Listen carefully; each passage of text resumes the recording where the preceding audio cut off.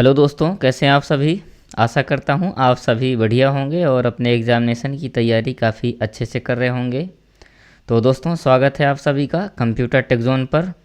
और जैसा कि सभी को पता है दोस्तों कि अभी हम कंप्यूटर की फाउंडेशन क्लासेस चला रहे हैं, तो जिसमें हम अभी चैप्टर कवर कर रहे हैं इंटरनेट। कौन सा? इंटरनेट। और इसके ऑलरेडी हमने 3 पार्ट को कवर कर रखा है। तो मैं उम्मीद करता हूं कि आप तीनों पार्ट को अच्छे से एकदम कवर करके आ रहे होंगे। और आज है ये 4th पार्ट। तो देखते हैं फिर आज का पहला क्वेश्चन क्या है कि व्यावसायिक संस्थाओं के लिए प्रयुक्त डोमेन नेम, यानी कि जो व्यावसायिक संस्थाएं होती हैं उनके लिए डोमेन नेम कौन सा होता है।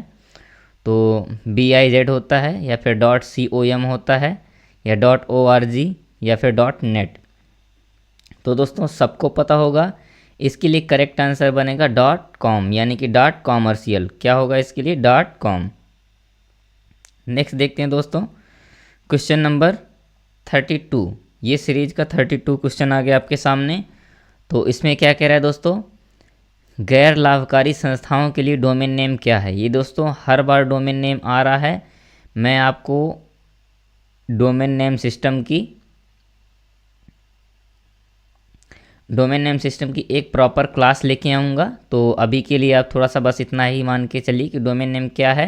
वैसे मैंने प्रीवियस वीडियो में शायद बता भी रखा है कि डोमेन नेम क्या है। तो आइए देखते हैं। अब देखो, गैर लाभकारी संस्थाओं के लिए यानी कि ऑर्गेनाइजेशंस के लिए कौन सा है। तो दोस्तों इसके लिए करेक्ट आंसर बनेगा आपका .org। कौन सा? .org। नेक्स्ट देखते हैं दोस्तों, क्वेश्चन नंबर है 33। इसमें से क्या कह रहा है, निम्न में से कौन सा डोमेन ऑस्ट्रिया देश के द्वारा प्रयोग किया जाता है। तो सबको पता है दोस्तों, ये बिल्कुल सिंपल है। ऑस्ट्रिया के लिए .at डोमेन नेम क्या है ऑस्ट्रिया के लिए? .ant। ये है ऑस्ट्रिया के लिए डोमेन नेम। नेक्स्ट देखते हैं दोस्तों। और दोस्तों आपसे एक रिक्वेस्ट है कि वीडियो में आप लास्ट तक बने रहिएगा, और इसमें आप बहुत सारे ऐसे टर्म्स को जानने वाले हैं जो कि आप स्किप कर देते हैं लेकिन इम्पॉर्टेंट होते हैं। तो नेक्स्ट देखते हैं, क्वेश्चन नंबर 34। किसी व्यक्ति को ईमेल द्वारा मेल भेजने के लिए प्राप्तकर्ता को किस प्रकार की जानकारी का होना अति आवश्यक होता है।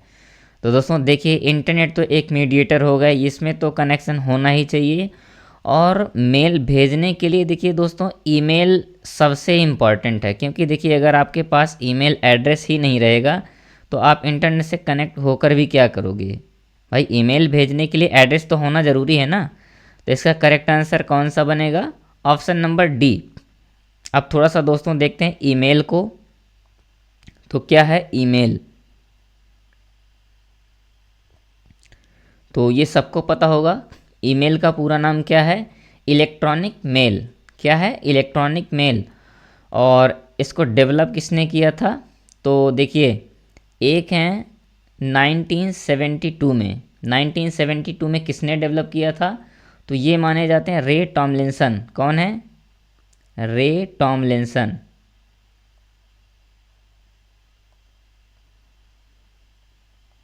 ये माने जाते हैं रे टॉमलिंसन, जो कि इन्होंने @ जो साइन होता है इसको भी इन्होंने ही सिलेक्ट किया था डोमेन नेम से अलग करने के लिए। क्योंकि ईमेल एड्रेस के 2 पार्ट्स होते हैं, एक यूज़र नेम और दूसरा यूज़र नेम, और दूसरा क्या होता है? डोमेन नेम, यानी कि जो .com .org ये सब होते हैं तो डोमेन नेम होता है। तो दोस्तों ये रे टॉमलिंसन हैं।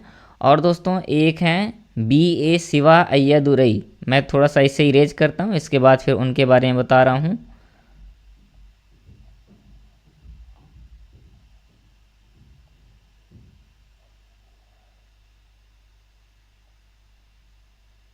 सॉरी दोस्तों, वो थोड़ा सा मार्कर प्रॉब्लम कर देता है कभी कभी।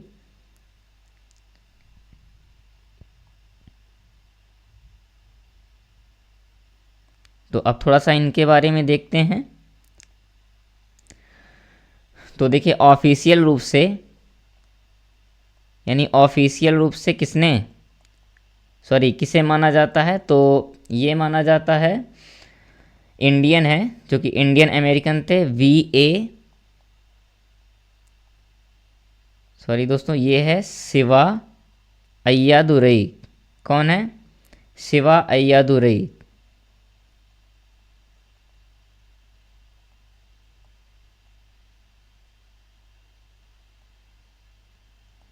सॉरी दोस्तों, ये है आर अय्यादुरई। और इन्हें अमेरिकन गवर्नमेंट ने ऑफिशियली 30 अगस्त, सॉरी दोस्तों ये 30 अगस्त, मैं इधर राइट कर दे रहा हूँ,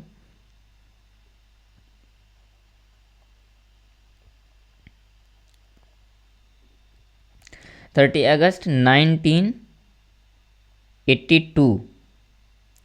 1982 को ऑफिशियल रूप से इन्हें ईमेल का आविष्कारक माना या डेवलपर माना। किसे? शिवा अय्यादुरई को। तो देखिए ये दोनों मैंने आपको बता दिए हैं। और हाँ, राइटिंग पर बिल्कुल फोकस नहीं कीजिएगा, मैं जो बोल रहा हूँ आप उस पर फोकस कीजिएगा, क्योंकि पेन टाइप पर मेरी राइटिंग और नोटबुक पर मेरी राइटिंग वैसे ही मतलब माशाअल्लाह है, आप देखेंगे तो मतलब आप भी शर्मा जाएंगे। तो राइटिंग को आप फोकस नहीं कीजिएगा, जो मैं बोल रहा हूँ उस पर आप ध्यान दीजिएगा। नेक्स्ट देखते हैं दोस्तों, क्वेश्चन नंबर है 35। तो 35 को थोड़ा सा मैं क्लियर करता हूँ। हाँ, 35 में वेबसाइट एड्रेस एक यूनिक नाम है जो कि वेब पर विशिष्ट, अब ये ब्लैंक स्पेस में क्या है आपको को पहचानने में काम आता है। देखिए सिंपल सी बात है, आप वेबसाइट एड्रेस इससे समझ गए होंगे कि ये किसकी बात कर रहा है। तो ये बात कर रहा है किसकी? लिंक की बात कर रहा है। अब दोस्तों लिंक क्या होता है ये सबको पता होगा कि लिंक क्या है, और नहीं भी पता है तो फिलहाल मैं बताऊंगा ही। तो देखो लिंक क्या होता है, एक क्लिक करने योग्य स्पेस, टेक्स्ट या इमेज या फिर बटन हो सकती है, जो कि एक स्थान से या मतलब सॉरी एक प्लेस यानी प्लेस टू प्लेस, या फिर हम मान सकते हैं कि पेज, क्योंकि देखिए वेबसाइट में तो पेज ही होते हैं, तो पेजेस टू पेज, इसके नेविगेट करने के लिए एक स्पेस, यानी कि मान लीजिए जैसे मैंने यहाँ पर लिखा हाँ मान लीजिए मैंने लिखा यहाँ पर कंप्यूटर टेक जोन, और उसमें मैंने एक लिंक एक्टिवेट कर दी। तो जैसे मैं इस पर क्लिक करूँगा कंप्यूटर टेक जोन पर, तो आप सीधा कहाँ जाओगे? कंप्यूटर टेक जोन के ऑफिशियल वेबसाइट पर या फिर यूट्यूब चैनल पर, है ना। तो ये होती है लिंक। नेक्स्ट देखते हैं दोस्तों, क्वेश्चन नंबर 36। अब क्वेश्चन नंबर 36 में क्या कह रहा है? तो ईमेल एड्रेस में दो भाग होते हैं। पहला भाग यूज़र नेम, जैसे कि मैंने अभी आपको पहले बताया कि एक भाग यूज़र नेम और दूसरा भाग से, ये दोस्तों ये साइन यहाँ पर गलत है, ये यहाँ पर होता है @ @ के द्वारा अलग रहता है। तो इसमें दूसरा भाग कौन सा होता है? तो जैसे कि मैंने आपको बताया कि ईमेल में पहला यूज़र नेम और दूसरा डोमेन नेम। जैसे मान लीजिए यहाँ पर मैं आपको एक वेबसाइट राइट करके बता रहा हूँ, मान लीजिए मैं आपको कंप्यूटर टेक जोन के ही बता रहा हूँ, तो कंप्यूटर और ऐसे करके मान लो टेक जोन, फिर इसके बाद @.com। तो देखिए दोस्तों ये क्या है, ये हमारा कंप्यूटर टेक जोन क्या है, ये हमारा है यूज़र नेम, और ये क्या है, ये है हमारा डोमेन नेम। तो देखो @ के बाद यानी @ के साथ क्या अलग हो रहा है? तो डोमेन नेम। तो दोस्तों इसका करेक्ट आंसर कौन सा बनेगा? ऑप्शन नंबर डी, डंकी, यानी डंकी नहीं, यानी कि डोमेन नेम। ठीक है, नेक्स्ट देखते हैं दोस्तों, पता चले आप डी डंकी समझकर गधे पे चले जाएं, तो ऐसे नहीं करना है। नेक्स्ट है क्वेश्चन नंबर 37, URL क्या है? अब दोस्तों यहाँ पर पूछ रहा है URL क्या है। तो वैसे तो URL आप सबको पता होगा, क्योंकि मैंने प्रीवियस क्लासों में बता रखा है, वैसे फिर भी मैं आपको बताऊंगा कि क्या होता है। तो इसका फुल फॉर्म होता है यूनिफॉर्म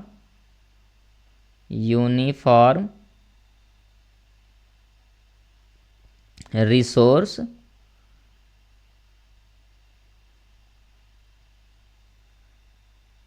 सॉरी, SOURCE, ठीक है, यूनिफॉर्म रिसोर्स लोकेटर। स्पेलिंग आप बताइएगा। ये होती है लोकेटर। तो देखो, यूनिफॉर्म रिसोर्स लोकेटर इसका फुल फॉर्म होता है, और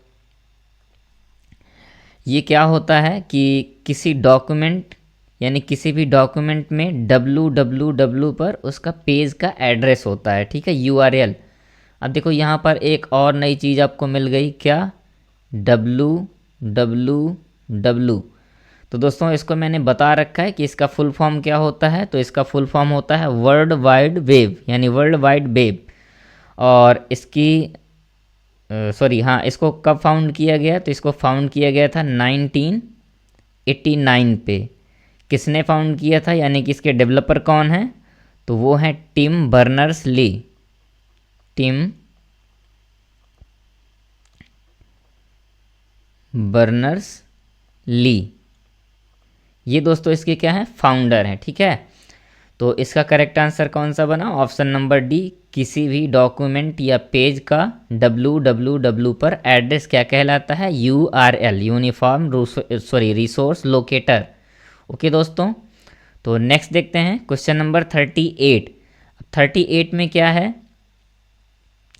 तो वेंडर द्वारा बनाए गए प्रोग्राम मॉडिफिकेशंस, यानी कि जो चेंजेस को क्या कहा जाता है?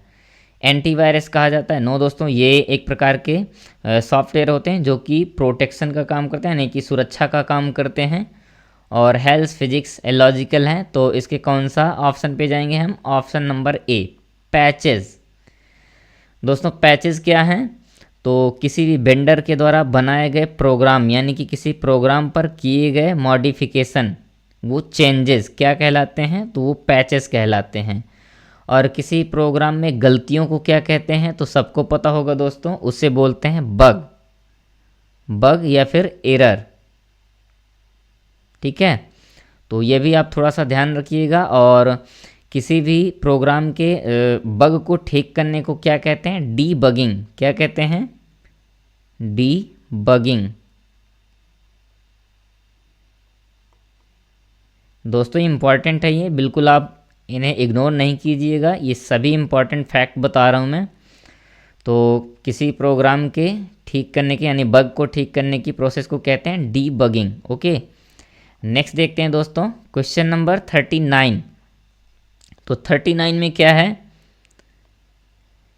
ईमेल भेजते समय ब्लैंक स्पेस, फिर क्या है कि लाइंस संदेश की विषय वस्तु के बारे में बताती है या बता देती है।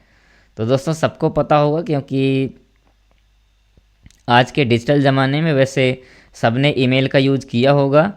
तो इसका करेक्ट आंसर कौन सा है दोस्तों? सब्जेक्ट। जब भी हम कोई मेल कंपोज करते हैं तो क्या होता है, वहाँ सब्जेक्ट पूछा जाता है। तो आप क्या मतलब देना चाहते हैं सब्जेक्ट में, कौन सी विषय वस्तु देना चाहते हैं, क्या राइट करना चाहते हैं, तो उस सब्जेक्ट में राइट करते हैं। और ये जो टू होता है दोस्तों, टू यानी कि जिसे हमें फॉरवर्ड करना है, जिसे हमें मेल करनी है, उसका एड्रेस यहाँ टाइप करते हैं। और ये होता है BCC और CC, तो ये होता है कार्बन कॉपी और ये होता है ब्लाइंड कार्बन कॉपी, ठीक है दोस्तों। तो इसका करेक्ट आंसर आपको मिल गया option number D, subject. Next देखते हैं दोस्तों, तो ये है क्वेश्चन नंबर 40 और इसमें क्या कह रहा है कि डिजिटल सिग्नेचर का प्रयोग किस लिए किया जाता है। तो दोस्तों देखिए, डिजिटल सिग्नेचर का यूज किस लिए करते हैं? तो इसका यूज करते हैं वायरस को पहचानने के लिए, ठीक है, वायरस को पहचानने के लिए। याद रखिएगा दोस्तों, इम्पॉर्टेंट भी है, क्योंकि एकदम सिंपल सा दिखने वाला क्वेश्चन है, लेकिन फिर भी काफ़ी लोगों के छक्के छुड़ाने में माहिर है ये। नेक्स्ट देखते हैं क्वेश्चन नंबर 41, जो कि अच्छा क्वेश्चन है और इसमें एक आपको यूनिक जानकारी भी मिलने वाली है, तो जुड़े रहें। अब देखते हैं, इंटरनेट पर प्रयुक्त होने वाला मानक प्रोटोकॉल, यानी कि स्टैंडर्ड प्रोटोकॉल कौन सा है दोस्तों? तो ये है TCP/IP। देखिए, जावा एक लैंग्वेज है और PHP ये भी लैंग्वेज है। SMTP, switch mode transfer protocol, ये भी प्रोटोकॉल है, बट ये फाइल ट्रांसफ़र के रेंज में आता है या अंडर आता है, ठीक है। लेकिन इंटरनेट प्रोटोकॉल यानी इंटरनेट का स्टैंडर्ड प्रोटोकॉल कौन सा है? तो है टीसीपी आईपी। अब देखिए दोस्तों, आप टीसीपी आईपी के बारे में थोड़ा सा जान लीजिए कि ये टीसीपी और आईपी क्या होता है। तो इसका फुल फॉर्म सबको पता होगा, ट्रांसमिशन, मैं राइट करता हूँ यहाँ पर,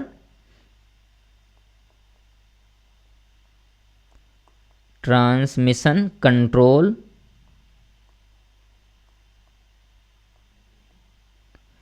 और प्रोटोकॉल।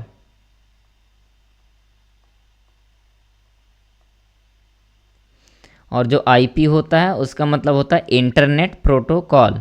क्या होता है? Internet protocol. मैं दोस्तों फिर से आपको बताना चाहूँगा कि आप राइटिंग पर बिल्कुल फोकस नहीं कीजिएगा, जो मैं आपको बोल रहा हूँ आप उस पर फोकस कीजिएगा, क्योंकि राइटिंग तो मेरी इतनी माशाल्लाह है कि अब आगे आप समझ गए होंगे और आगे मैं नहीं बोलूँगा। तो ठीक है, इसका फुल फॉर्म हो गया ट्रांसमिशन कंट्रोल प्रोटोकॉल और इंटरनेट प्रोटोकॉल। और इसके बाद क्या है कि देखिए इसके फाउंडर कौन हैं। तो इसके फाउंडर कौन हैं? वो हैं बिंट सर्फ एंड बॉब कॉन। थोड़ा सा आप यहाँ लिख लीजिएगा या फिर मैं हाँ इस साइड पे राइट कर दे रहा हूँ। फाउंडर हैं इनके, ये रहे इनके फाउंडर। तो ये हैं बिंट सर्फ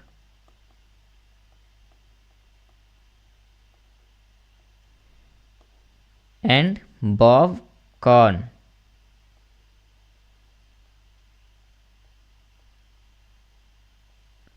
ये इनके फाउंडर हैं। और कब ये फाउंड किया गया? तो टीसीपी आईपी को 1970 यानी कि 17 के डिकेड में फाउंड किया गया था। लेकिन इसे इंटरनेट ने ऑफिशियल रूप से कब एक्सेप्ट किया या कब अपनाया था? तो ऑफिशियल रूप से इसे 1983 यानी कि 1983 से अपनाया गया था टीसीपी आईपी को इंटरनेट के द्वारा। और जैसे ही टीसीपी आईपी को अपनाया गया था, इसके बाद ही आधुनिक इंटरनेट, जो कि आज का इंटरनेट है ना दोस्तों, तो ये सब प्रचलन में आया। ठीक है, तो आप याद रखिएगा, जैसे कभी क्वेश्चन बन जाए कि टीसीपी आईपी को ऑफिशियल रूप से इंटरनेट ने कब एक्सेप्ट किया या कब अपनाया, तो 1983 से। और इसके फाउंडर कौन है? तो Vint Cerf and Bob Kahn. और इसका फुल फॉर्म क्या है? ट्रांसमिशन कंट्रोल प्रोटोकॉल और इंटरनेट प्रोटोकॉल। और दोस्तों ये होता क्या है? तो ये क्या होता है कि जैसे सभी नेटवर्क्स को आपस में जोड़ने का काम करता है। आप ऐसे समझ लीजिए कि एक इंटरनेट को कनेक्ट करने का, यानी कि आपस में सभी नेटवर्क्स को जोड़ने का एक आइडिया, यानी कि स्टैंडर्ड मान सकते हैं ना, प्रोटोकॉल। वैसे भी ये प्रोटोकॉल है, ये है तो जोड़ने का एक तरीका है ना, कि हम कैसे इंटरनेट सभी कनेक्शन से इंटरनेट को कैसे कनेक्ट कर सकते हैं। नेक्स्ट देखते हैं दोस्तों। हाँ, तो नेक्स्ट और आज का लास्ट क्वेश्चन कौन सा है? Question number 42। तो क्या है 42 में? याहू सर्च इंजन में प्लस आइकन या प्लस चिन्ह किसे दर्शाता है? अच्छा, आपने एक चीज़ तो कभी नोटिस किया होगा, एक्सक्लूसिव और इंक्लूसिव, यानी इंक्लूसिव एक्सक्लूसिव। तो देखो दोस्तों, ये है इंक्लूसिव, यानी इंक्लूसिव को दिखाता है कौन सा? प्लस साइन, है ना। ये प्लस साइन किसे शो करेगा? इंक्लूसिव। अब मैं थोड़ा सा आपको याहू के बारे में बताना चाहूँगा, तो आप थोड़ा सा इसे ध्यान से देखिएगा कि याहू है क्या। वैसे तो ये सबको पता है कि याहू क्या है, एक सर्च इंजन है। क्या है दोस्तों? Search engine.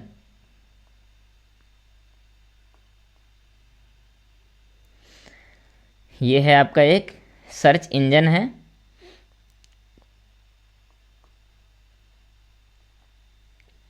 जो कि कब फाउंड किया गया था? तो ये फाउंड किया गया था जनवरी 1994। अब मैं लिख देता हूँ यहाँ पर, फाउंडेड इन 1994। और कभी कभी मंथ भी राइट करके आ जाता है। तो ये दोस्तों जनवरी 1994 में फाउंड किया गया था। और ये किसके द्वारा फाउंड किया गया था? तो यहाँ पर मैं फाउंडर भी राइट कर दे रहा हूँ दोस्तों। तो फाउंडेड बाई फाउंडेड बाय, इसके फाउंडर कौन थे? तो इसके फाउंडर थे जेरी यंग एंड डेविड फिलो। कौन थे? सॉरी दोस्तों, मैं थोड़ा सा इसे इरेज करूँगा।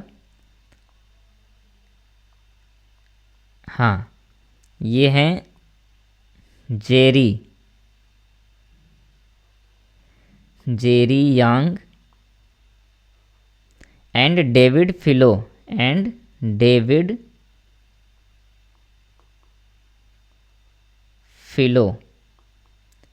ये दोस्तों कौन है? इसके फाउंडर हैं। ठीक है, founded by Jerry Yang and David Filo, ये फाउंडर हैं दोस्तों, और फाउंडेड इन 1994।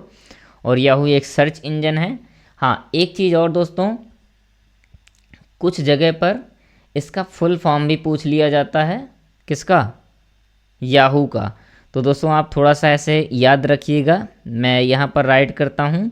तो सबसे पहले याहू में वाई आएगा, तो सॉरी वाई से येट, और इसके बाद ए से आएगा क्या? अनदर,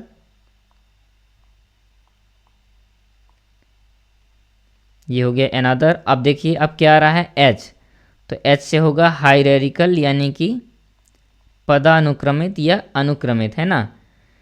तो हायरार्किकल HI, स्पेलिंग मिस्टेक आप थोड़ा सा खुद ही देखिएगा, क्योंकि मे भी स्पेलिंग मिस्टेक हो सकती हैं। हालांकि उत्तरी मार्कर दोस्तों बहुत प्रॉब्लम कर रहा है। हायरार्किकल, और इसके बाद आएंगे डबल O। तो देखिए फिर क्या होता है? एक O से ऑफिशियस,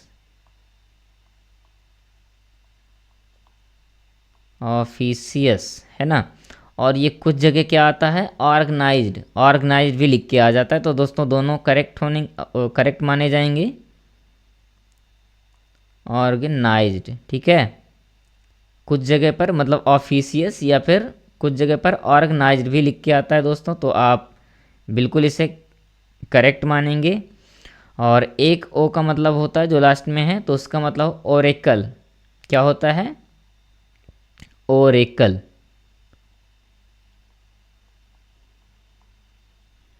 ये होता है ओरेकल। ठीक है, तो ये इसका फुल फॉर्म रहा दोस्तों। और वैसे तो मैंने सब कुछ बता दिया। हाँ, इसके फर्स्ट CEO एक बार एग्जामिनेशन में पूछा गया था कि इसके फर्स्ट CEO कौन थे। तो इसके फर्स्ट CEO थे टिमोथी एंड्रयू कूगल। कौन थे? Timothy Andrew Koogle. मैं यहाँ पर राइट कर दे रहा हूँ दोस्तों, आप थोड़ा सा ध्यान दीजिएगा स्पेलिंग को। टिमोथी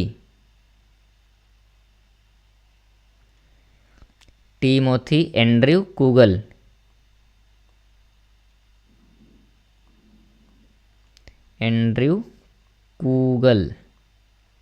है कूगल या गूगल? कूगल। ठीक है, तो ये आपका रहा याहू। और देखिए याहू से कितने सारे क्वेश्चन बन सकते हैं, तो मैंने वैसे सभी कवर कर दिए हैं। कि देखो याहू क्या है, तो याहू एक सर्च इंजन है। और याहू कब फाउंडेड, यानी कि कब फाउंड किया गया? तो जनवरी 1994 में। और founded by Jerry Yang and David Filo. और इसका फुल फॉर्म क्या है? तो येट अनदर हायरार्किकल ऑफिशियस या ऑर्गेनाइज्ड ओरेकल। और इसके फर्स्ट CEO कौन थे? तो इसके फर्स्ट CEO थे टिमोथी एंड्रयू कूगल। ओके दोस्तों, तो नेक्स्ट देखते हैं। तो थैंक यू चैम्पियंस, और आशा करता हूँ आप सभी को वीडियो पसंद आई होगी। तो दोस्तों अगर वीडियो पसंद आई हो तो प्लीज़ लाइक कीजिएगा।